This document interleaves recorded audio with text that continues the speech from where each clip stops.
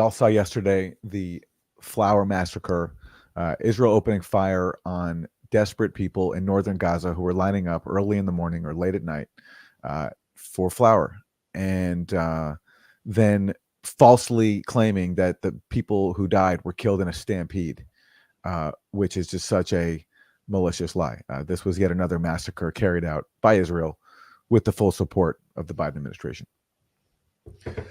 So yeah, I mean, here's some footage from that was immediately taken at the flower massacre. And these massacres have actually been happening day after day in northern Gaza on Al Rashid Street, which is one of the two streets that runs from north to south that's been basically destroyed by Israel in and around Gaza City.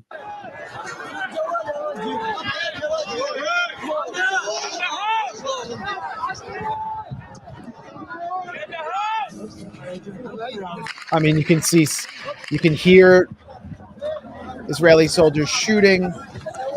You can see the aftermath of tank shelling. You can see tracers.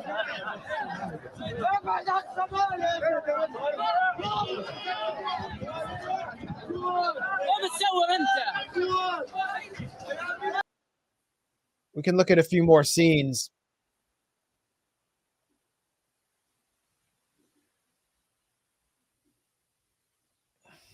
We can look at a few more scenes from this chaos and then try to kind of unpack what happened there.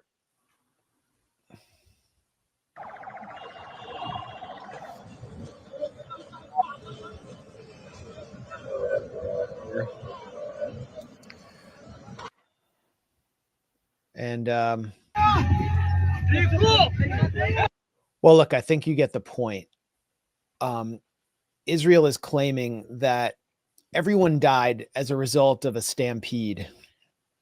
But keep in mind, this is an open area along a major thoroughfare where people have the ability to move back. It's not a packed theater.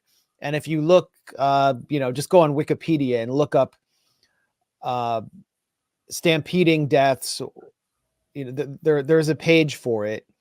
And you'll see that almost all of them have occurred in closed spaces. For example, when there's a fire in a nightclub, those are typically where hundreds of people die. In a stadium, for example, and people can't get out. There's no exit. There, people can turn back and run away. You can clearly hear gunfire.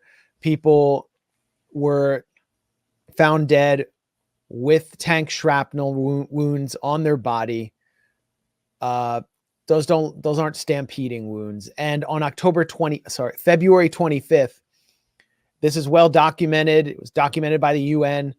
30 people were killed in the same spot by Israel attacking them as they went to the aid truck. In fact, the State Department has acknowledged that Israel is attacking these aid convoys or people trying to get to them implicitly by stating that they are attacking or killing Hamas police. In other words, the police of the Gaza Strip, because Hamas is the ruling governing entity.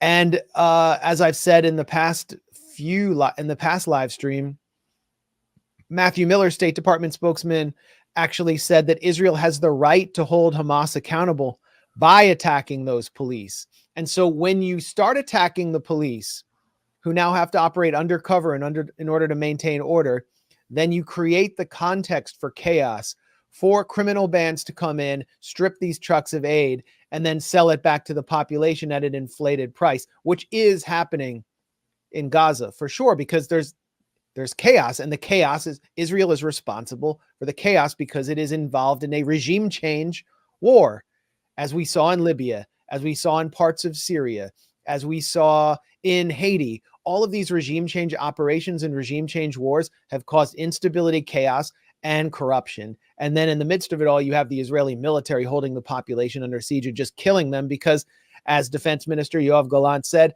they're human animals. No food, no water, no energy, no gas. You must all die. There are no uninvolved. That is the Israeli military's doctrine as it slaughters people in Gaza.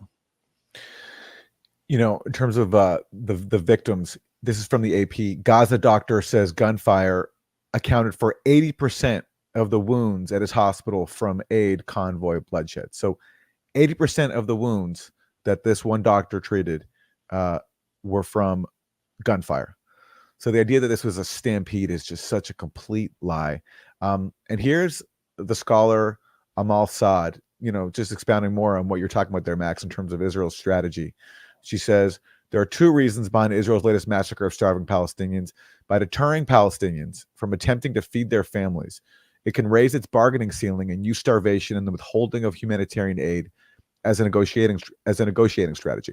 Second, so that it can use this narrative of alleged chaos and thuggery around food supplies to impose a day after scenario. As conceived by Israel's colonial imagination, in this final Hamas-free phase, aid delivery would be a paramount need, and Israel would be the only party able to restore law and order. This would give Israel full control, whether direct or indirect, over an unruly Gaza that requires colonial administration. So starvation as a weapon is deliberate with a long-term plan to make Gaza have to come under Israel's rule or the rule of a regime that it installs as a collaborator.